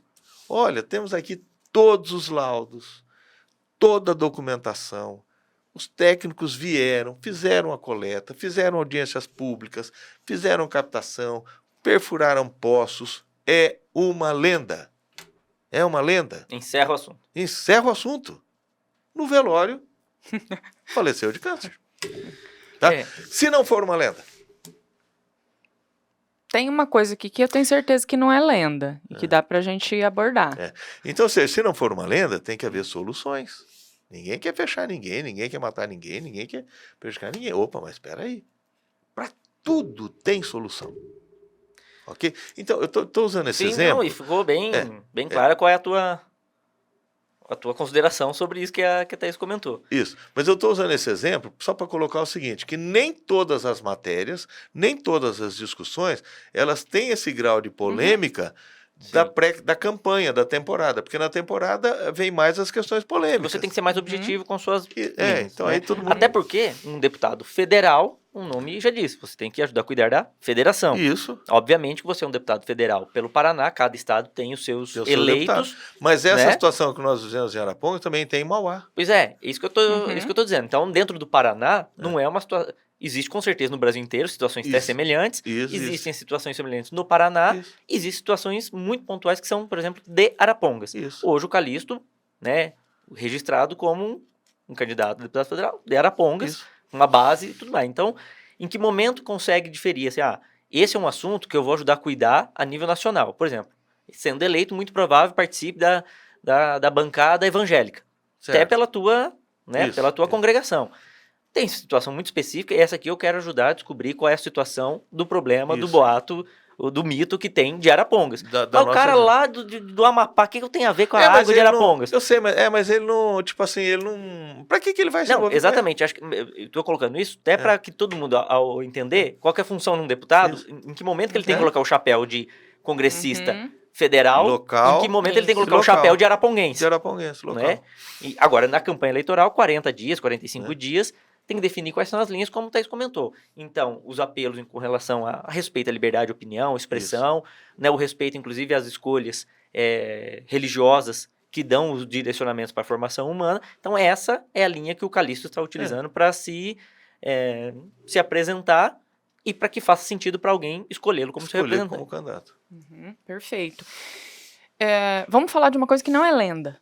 Tá? Que eu tenho certeza que não, porque já sofri muito com isso, todos nós aqui.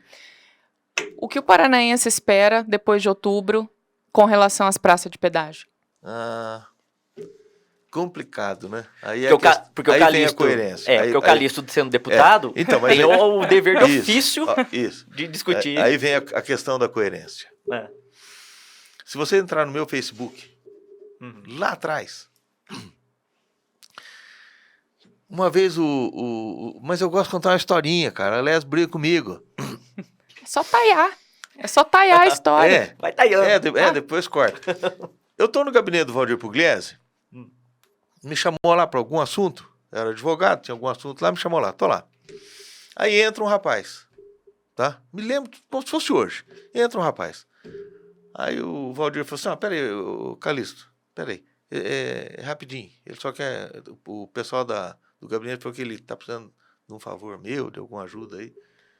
Entra o cara. Aí o cara fala assim, ô Valdir, eu preciso... Nossa, você não pode falar não para mim, eu preciso da tua ajuda. A minha mulher vai ganhar nenê essa semana e eu não tenho nem dinheiro para comprar o berço. E ele falou daquela forma, como se o ganhar nenê da esposa tivesse pego ele de surpresa, desprevenido. Sabe, e agora, o que eu faço? Eu não tenho nem pro berço. Vou dizer, mas rapaz, tua mulher tá grávida há 9 meses. A criança vai nascer na sexta-feira, no sábado. E você tá assustado e não tem dinheiro pro berço? Então, essas coisas, elas já vêm de longa data, não é? Você já tem que estar preparado para elas. Não pode ser pego de surpresa. Não, então, não vou você ser fala pega assim, de surpresa, se você mas pegar assim... o meu Facebook, lá atrás, eu coloquei que os deputados estaduais do Paraná estavam sendo totalmente responsáveis. Por que estavam sendo totalmente responsáveis?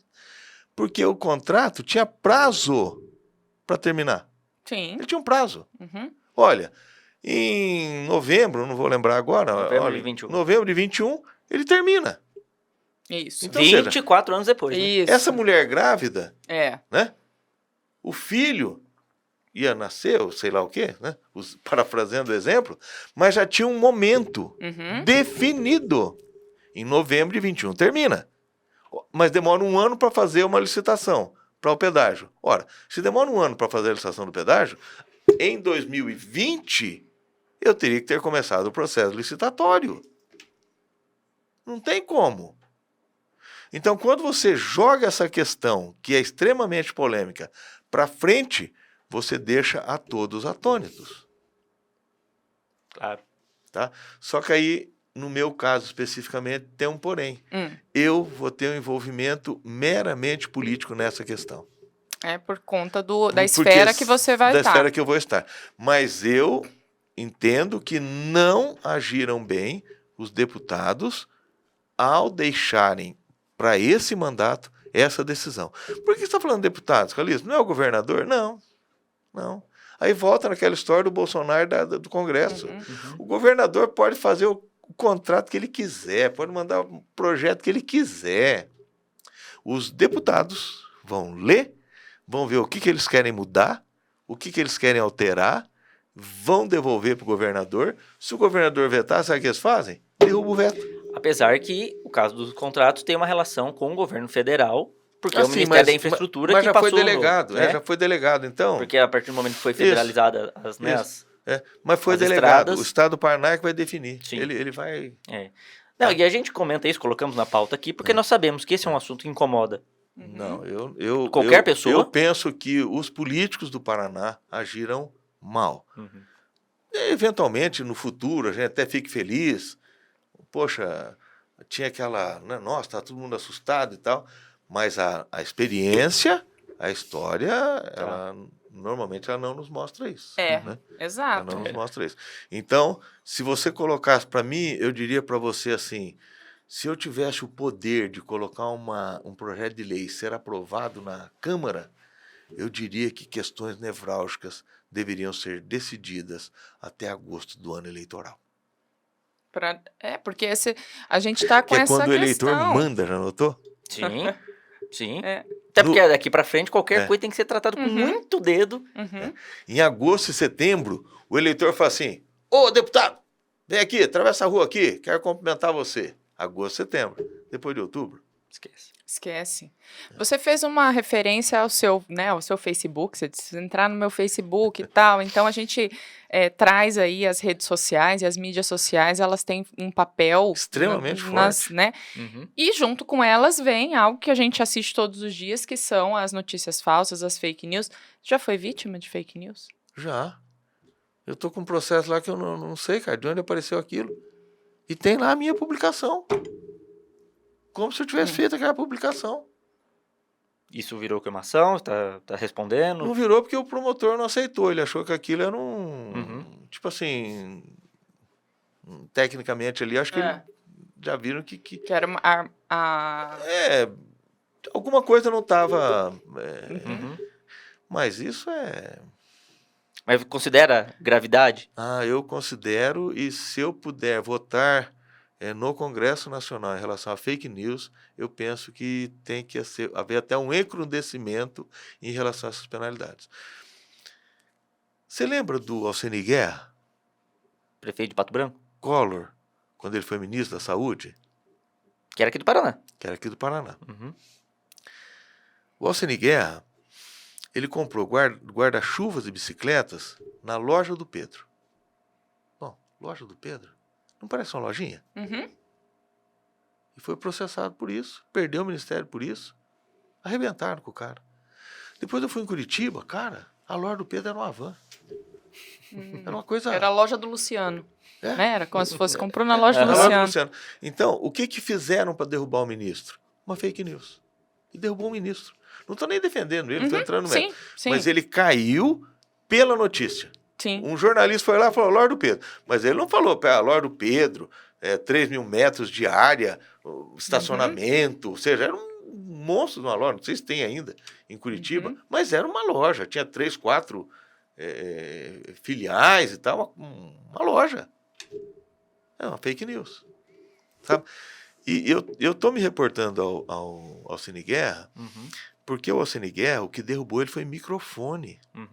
Isso aqui é a coisa mais perigosa do mundo. Pro bem e pro mal. É uma arma. Pro bem e pro mal. É uma arma. Então ela pode, inclusive, se voltar contra você. Claro, e por isso que quando a gente fala de fake news, existem fake news na vida pessoal, na vida do vizinho, da família, da igreja. O fake news, no mundo de hoje, ele é intolerável. Intolerável. Intolerável. Ele não pode ser permitido.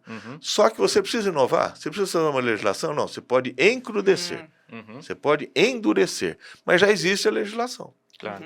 Não, e o Alcenir, já existe a legislação. O exemplo dele, né, de vítima de fake news, quantos anos atrás, quando a rede social não fazia o estrago que fazia. Então você vê ele foi deputado federal, foi prefeito, foi ministro. A grande mídia também fazia fake news quando ela tinha interesses pessoais. Talvez de uma forma institucionalizada que parecia verdadeiro, que parecia verdade. E às vezes você vê algum anúncio no Twitter ou no Facebook ou em qualquer lugar que você fala, poxa, isso é verdade. Ontem, por exemplo, me passaram... vocês devem ter visto que quando vem para alguém, esparrama em todos os grupos, né? Tipo um comprovante de biometria. Tá? Então o sujeito foi lá no cartório eleitoral, colocou o dedão dele lá, fez a biometria dele, ficou catalogado no sistema eleitoral. E aí deram um comprovante para ele. Naquele comprovante, perto ali do QR Code, L13. Cara, eu não acredito nisso. Eu não recebi essa possível. Eu recebi. Eu vi dizendo... Mas e áudios. O círculo de você. Aquilo que a gente chamava de rádio peão, né? Hoje é rádio peão do Só que WhatsApp. Aí as pessoas mandam mensagem para mim, manda aquilo. Calixto, olha, você é advogado. O que você acha disso? Porque eu cadastrei minha biometria, meu QR Code que você não comprovante já tá com L13. Quer dizer, o meu voto já vai ser... O meu voto já é Lula. Eu posso digitar o que eu quiser, eu vou anular o voto. Grande mentira. Óbvio. Poxa. Não precisa nem... De repente o R13 é igual avião, né? Por que a gente não gosta de andar de avião pequeno? Porque tem lá o PT. É tudo PT, né? Avião pequeno, PT, o cara, né? Então, de repente, até aquele comprovante é idôneo, só que não com a caracterização, ou seja... Exato. Mas isso, as pessoas... A velocidade e o estrago que hoje... eu recebi em Arapongas, você já recebeu aqui, provavelmente ao mesmo momento. Sim. Então, isso tem que ser, de uma forma ou de outra, tem que ser... Ô, Calixto, comentou de algumas situações pontuais, né? A gente já falou da atuação do deputado federal, pensando no país, deputado, inclusive, por uma base eleitoral, cada um tem sua cidade, sua base, para poder realmente alavancar seus votos. Comentou do caso, né, do mito aí da água, por exemplo, de Arapongas. Sim. Mas sendo araponguense, né, e o que mais te incomoda de repente e te estimula, te incentiva a ser candidato a deputado federal pensando em Arapongas? Então, sendo deputado federal, mas um deputado de Arapongas... Vamos falar do tradicional? Você não falar assim, ele é contra o deputado não. Que traz trator? Bom, então, vamos falar assim um pouco do tradicional? Tá? Então, o deputado tradicional. Ok? Que eu também tenho que ser um pouco tradicional. Não, até porque tem um outro ponto. Eu sou ponto, conservador. A gente vai colocar aqui, isso é uma das prerrogativas. Né? Então, justamente acesso a emenda, acesso a programa, edital do governo. Eu coloco o deputado hoje com duas funções, eu até daria duas denominações para ele. Então, tem o deputado, que ele cuida das questões de fiscalização, definição de orçamento, projeto de lei, evolução do nosso ordenamento jurídico. Então, esse é o deputado. E o municipalista? E aí tem o despachante. Tá? Então, tem o despachante. Então, a Apucarana tem o Beto Preto, que é deputado federal, né? Candidato? Hoje está secretário, candidato à eleição. E outra cidade tem os seus deputados e Arapongas não tem. Ok? Arapongas não tem. O último deputado federal que nós elegemos foi o Valdir Pugliese, em 86. Ele foi deputado por 6 anos, ele ficou deputado até 92. Depois ele se tornou deputado estadual, né? Depois federal, ele foi 2 vezes deputado estadual, mas deputado federal, o último ano que Arapongas teve deputado federal foi em 1992. Então nós estamos há 30 anos sem deputado federal. Agora eu vou falar do despachante ou do Valdo Calixto. Você já parou para pensar, ou já fez algum estudo sobre a diferença de uma cidade que tem despachante deputado federal e uma que não tem? Qual a diferença básica? Para o comerciante, para o empresário, para o povo em geral? Vou te citar um exemplo. Maringá tem deputado federal. Pato Branco tem deputado federal. Eles arrecadam, em relação ao orçamento, com emendas parlamentares, de 20% a 22% do orçamento. Então, você pega o orçamento global de Maringá, 22% do orçamento de Maringá é oriundo de emendas parlamentares. Porque tem alguém despachando por eles. Alguém está despachando por ele. Lembrando que Maringá existe. Está no mapa, né? Maringá está no mapa, é a minha cidade, eu tenho os meus vizinhos lá, a minha base eleitoral é lá em Maringá, então eu arrecado, eu levo para Maringá valores que no montante global, no final do exercício, importam em 22% da arrecadação. Arapongas, historicamente, 4. No melhor ano, 6. No pior ano, 3. Padre Befa. Pior ano, 3. Padre Befa não gostava de política, achava que política era tudo vagabundo. Então, ninguém mandava dinheiro para lá, o cara não gosta de mim. Né? Então, ou seja, o Beto, o Bisca, o Valdir Pugliese, o Sérgio Onofre hoje, trabalhando, correndo, 6% eles conseguem trazer para o município através de deputados federais. Quando o eleitor de Arapongas fala assim, opa, peraí, nós somos 95 mil eleitores, 65 de nós vai votar, aliás, os 95 mil poderiam votar. Ele pode até convencer o vizinho, ô vizinho, vamos votar, cara. Sabe, para a gente diminuir essa abstenção, vamos votar, a eleição é importante. Quantos votos você precisa fazer para ser eleito? Segundo o meu presidente, 35 mil votos. Segundo o meu presidente, por um cálculo que eu até te explico. Tá? Então, se Arapongas acordar para isso, metade dos eleitores de Arapongas me elegem deputado federal e o município passa a arrecadar entre 8%, aí na faixa de 8% a mais por ano, em relação ao seu orçamento, que não é pequeno. Olha o volume de recursos que você vai colocar no comércio local. 8% é muito dinheiro. Então, esse dinheiro, os municípios que não têm deputado, infelizmente, estão perdendo. Tá? Você fez uma pergunta quando eu estava respondendo. Não, é que eu sempre gosto de ter essa ideia do volume de votos, né? A gente entende os coeficientes, mas vamos imaginar o PL, que é o meu partido, tá? Por isso você falar, o Deltan não vai prejudicar e nem ajudar em nada se ele for candidato ou não for candidato. Aliás, o bolsonarista raramente vai votar no Deltan ou raramente vai votar no Moro. Então, se der certo de impugnar, vai para o currículo do Calixto como isso médico, sim. Mas também não sei se você vai poder usar isso eleitoralmente. Não, sim. Aí falando, advogado Calixto. Aí tudo bem. Então, vamos imaginar o PL. Tá? Então, o PL hoje, ele tem 3 deputados tidos aí como vamos colocar, estrelas, né? Que é o Felipe Barros, meu companheiro de Londrina, o Jacobo, que é Cascavel e Foz, e o Vermelho, que é da região de Francisco Beltrão. Tá? Então, esses 3 deputados, com certeza absoluta, farão mais de 100 mil votos cada um. E, com a ajuda dos outros 23, porque o PL tem 26 candidatos, com a ajuda dos outros 23, os votos de legenda, nós fechamos e elegem 3 deputados. Certo. Então, fala assim, poxa, peraí, vocês se uniram em 26 e vão eleger os 3. Ok. Eu falei no início do programa que eu era companheiro de partido. Por quê? Porque eu sendo companheiro de partido, eu também posso ir lá depois no Felipe, no Vermelho, no Jacobo, como eu fiz isso no passado. Escuta, a Santa Casa precisa de 300 ou 400 mil reais. Por que ele vai me ajudar? Porque eu ajudei ele com 15 mil votos, com 20 mil votos. Sim. Então, poxa, o Calixto foi companheiro, vamos ajudar ele lá. Tá? No PL tem um aspecto mais relevante.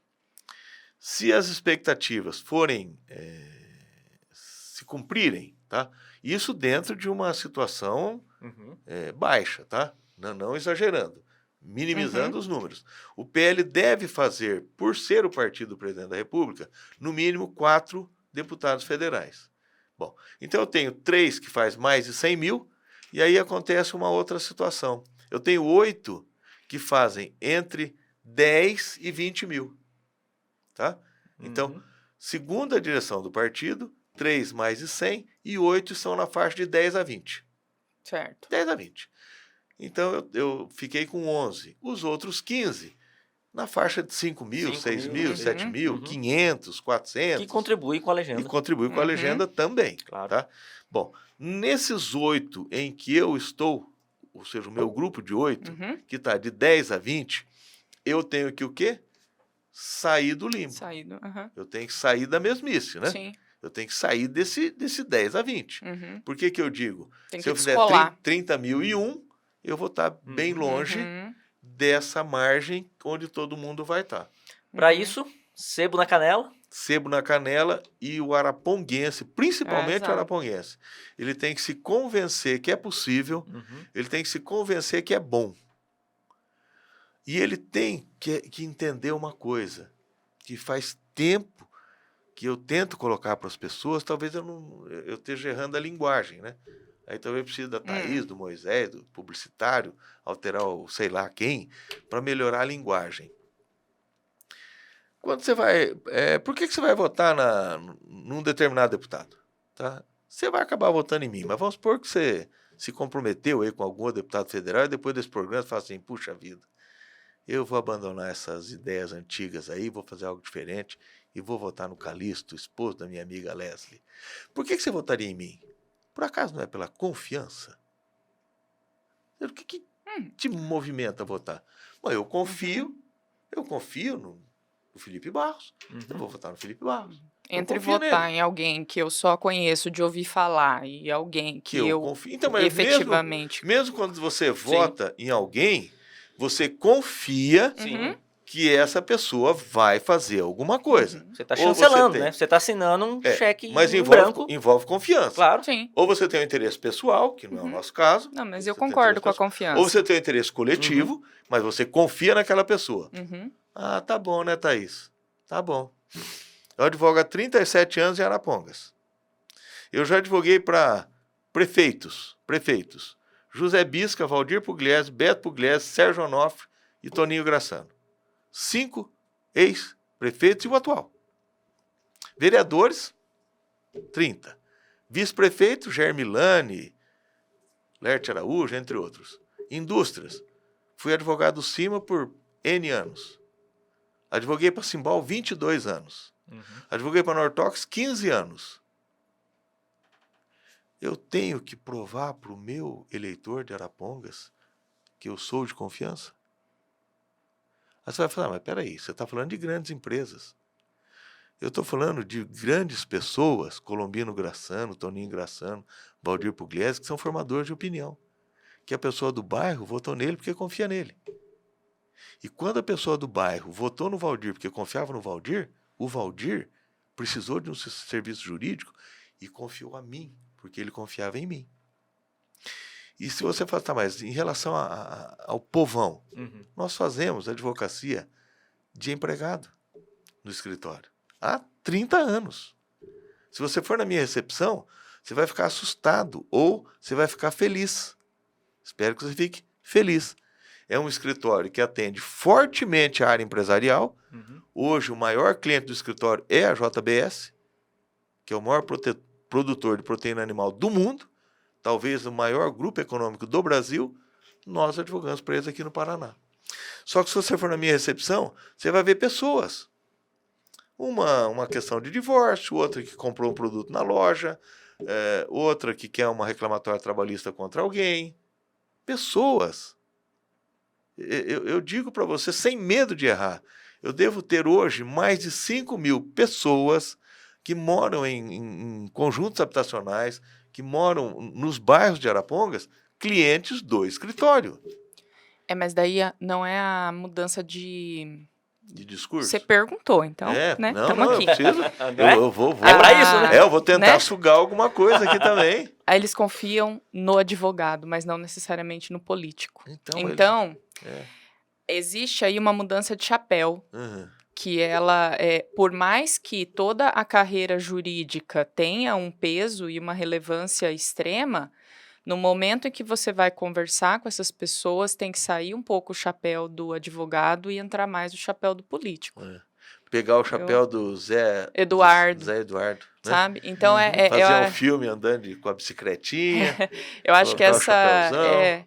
e quando a gente fala, né, quando você usa essa metáfora do despachante, não é nem bem uma metáfora, eu acho que é uma realidade, ela precisa ser entendida, sabe? No momento que ela é entendida, ela funciona. Então, a força argumentativa que você tem enquanto advogado, ela faz, Tem que usar. ela tem que usar. Tem que usar. Né? Então, nesse E momento, aí, pelo menos é a minha visão. O desafio do equilíbrio entre o advogado, o escritório renomado há 30 anos, experimentado, que te dá certeza de uma garantia jurídica para empresas, para políticos, para pessoas, equilibrado com o popular, com o que entende, que fala a minha linguagem, que entende meus sonhos, que interpreta o que eu preciso, que fala do saneamento básico. Então, esse equilíbrio entre a certeza, a confiança profissional com a garantia de quem que vai estar falando, representando os meus sonhos, né? Vontades, desejos. Se você perguntar para mim assim, por que você acha que dessa vez vai dar certo? É uma pergunta. Por que não é mais do mesmo? Porque eu tô vendo na comunidade que ela votou no Tiririca. Ela votou no Tiririca. Em algum momento. Em algum momento. Por protesto ou por Na piada? primeira vez, por piada, por protesto, sei lá o quê. Na segunda vez, metade das pessoas continuaram votando. E eu acredito que nessa vez nem 20% vai votar nele. Então, está havendo uma sensibilidade para os assuntos da política. As pessoas, inclusive pelas redes sociais, elas estão ficando mais sensíveis. Elas estão vendo que, por exemplo, a Leslie está com um problema. Tá? Eu amo a minha esposa, ok? Eu vou procurar um médico mais simpático ou um profissional? Que vai resolver. O resolutivo. Que vai resolver, não é? Na advocacia, isso aí já vem há muito tempo. As pessoas procuram os melhores advogados, tá? Na política, ela começou a enxergar, ela já está enxergando que se ela votar em uma pessoa despreparada, Moisés, Thaís, se um dos maiores problemas nossos é o STF e o que ele está causando de transtornos para a governabilidade do país, como é que eu vou colocar lá um deputado federal que não tem a menor noção de como são escolhidos, que nunca leu sobre o tema, que não sabe nada a nível disso? Como é que eu vou colocar lá alguém que não tem a menor noção de quantas petroleiras existem no mundo?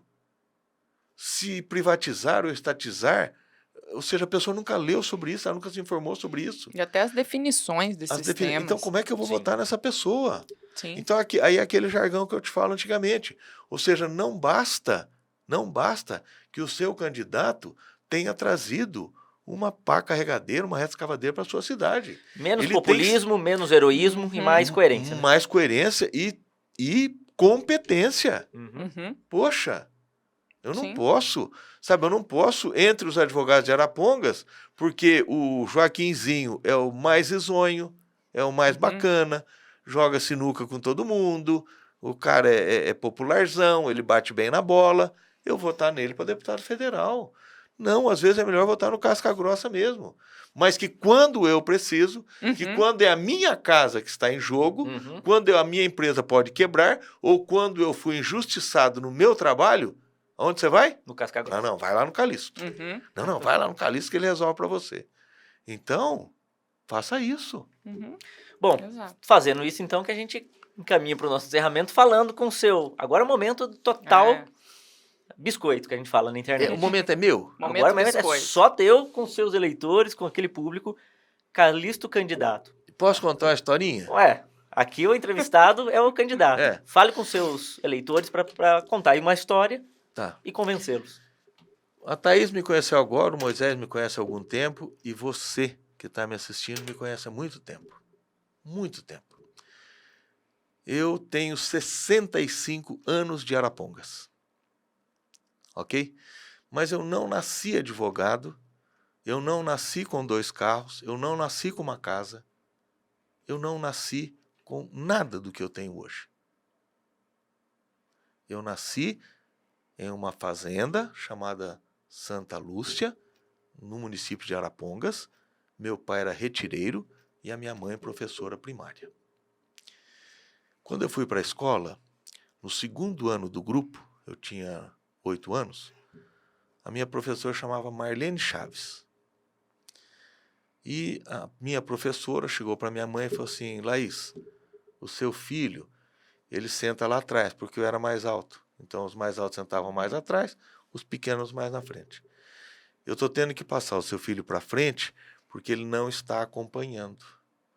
E se ele não está acompanhando, porque quando eu faço o ditado, ele vai bem. Quando eu coloco na lousa, ele vai mal. Aí a minha mãe ficou apavorada. Falou, puxa, meu filho tem um problema de visão. E eu tinha um pouco de estrabismo, que já me causava bullying, né? Zaroio, vesgo, tá? Mas a minha mãe achava, bom, o olho dele é torto, mas ele enxerga, né? Porque para as atividades diárias você enxergava. A minha mãe me levou num oculista chamado Dr. Roberto. E o Dr. Roberto falou, Laís, sinto muito, mas o problema do seu filho, ele é muito mais grave do que você pensa, ele tem astigmatismo, ele tem hipermetropia, a tendência é que o estrabismo dele se afunilhe, ou seja, aumente, e que os dois olhos, os nervos ópticos, ele tem um problema muito grave no nervo óptico, e isso aí vai causar a cegueira dele, mais dia menos dia. Bom, a minha mãe era professora e o salário era muito pouco. Como meu pai eles tinham rompido o relacionamento, não quero culpar meu pai, tá? Não sei à época quais foram os problemas. Então, assim, eles se separaram e a minha mãe ficou, como é comum, como é normal. Por isso que eu me preocupo da violência, de tudo que envolva mulher, porque eu vi a minha mãe sofrer, eu vi a minha mãe professora ter que educar 3 filhos, tá? Sozinha, como professora. Como o salário era pouco, ela dava aula pela manhã, numa escola estadual, e à tarde ela fazia faxina em residências. Professora, educada, concursada, com padrão, dava aula de manhã e limpava a casa à tarde. Uma das casas que ela limpava era da minha madrinha e do meu padrinho, o seu Nelson e a dona Leoni. O que ela fez? Leoni, o meu filho vai perder a visão. O que a Leoni, esposa do Nelson, fizeram? Fizeram uma campanha em Arapongas. Porque hoje, se o teu filho tiver um problema de visão, você leva ele no Marcos Nishioca, o Nishioca opera ele. Morreu, acabou. Resolveu o problema. O SUS, lá atrás, há 57 anos atrás, não havia isso. Haviam 2 polos. Ou você levava para Florianópolis, que era um polo de cirurgiões oftalmo, ou você levava para Campinas. Perguntar para o pai de vocês, se são novos, perguntar para os pais de vocês, vão falar, realmente. Quem tinha problema de visão, ou ia para Campinas, ou ia para Florianópolis. Eram os 2 polos de cirurgiões oftalmo. Os outros eram oculistas. Tá? Arapongas fez uma campanha, arrecadou dinheiro, roupa, sapato, tudo. Arapongas pagou para eu ir para Florianópolis, pagou para eu ficar internado na Santa Casa de Florianópolis por 60 dias, e Arapongas pagou para que o Dr. Otto Fleusberg, que era uma sumidade na época, operasse as minhas 2 visões. Eu tenho que devolver? Eu tenho que ser grato com essa cidade ou não? Muito. Muito. Então, meu amigo de Arapongas, deixa eu ser grato a você.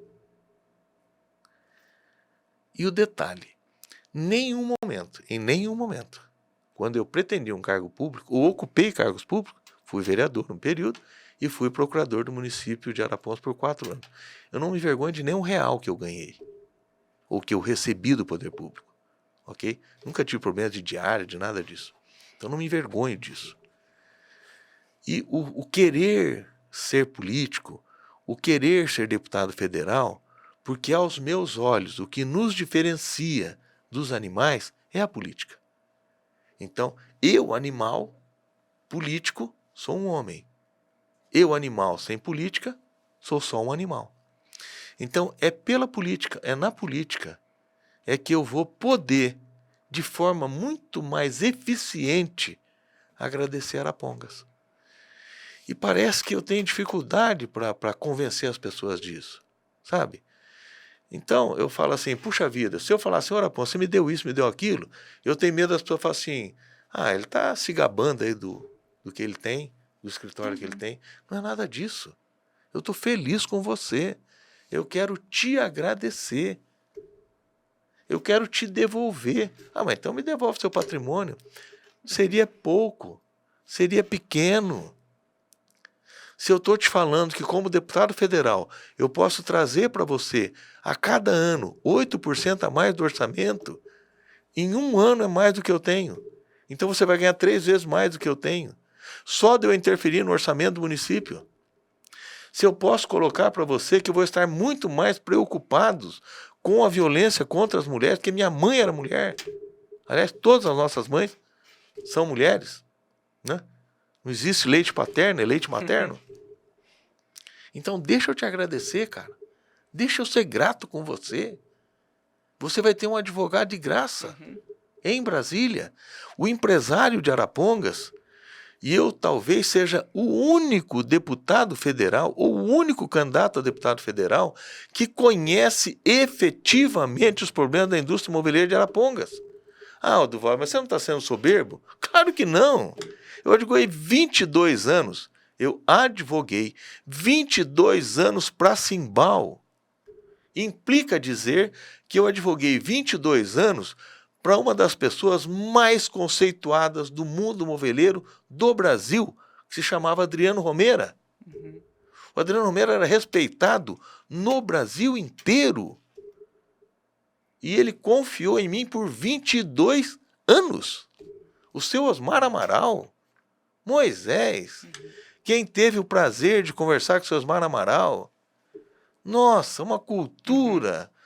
Quando ele começava a falar sobre a Finlândia, como as coisas aconteciam na Finlândia, eu tive o prazer de conviver com ele 15 anos. Talvez por isso eu queira resolver essa questão até de lenda ou não.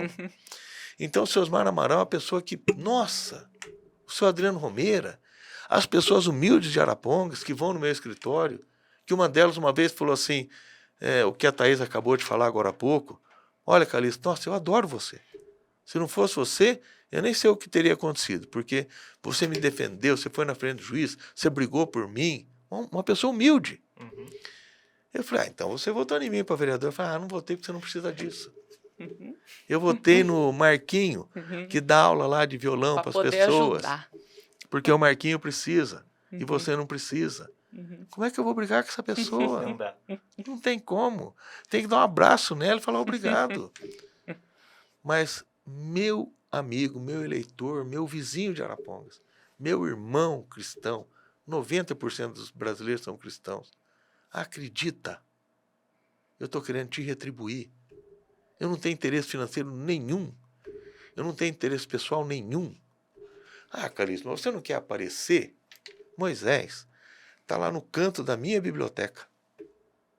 No canto da minha biblioteca. Se você for na história agora, se não deixar usar o telefone, você vai ver que eu tenho um troféu internacional que me foi dado lá no Maxud Plaza, em São Paulo, com uma solenidade, coisa mais linda do mundo, televisionado, passou na TV Bandeirantes, de grande advogado, de numa determinada área, em determinadas condições, eu ser um expoente da advocacia. Você acha que eu quero me aparecer?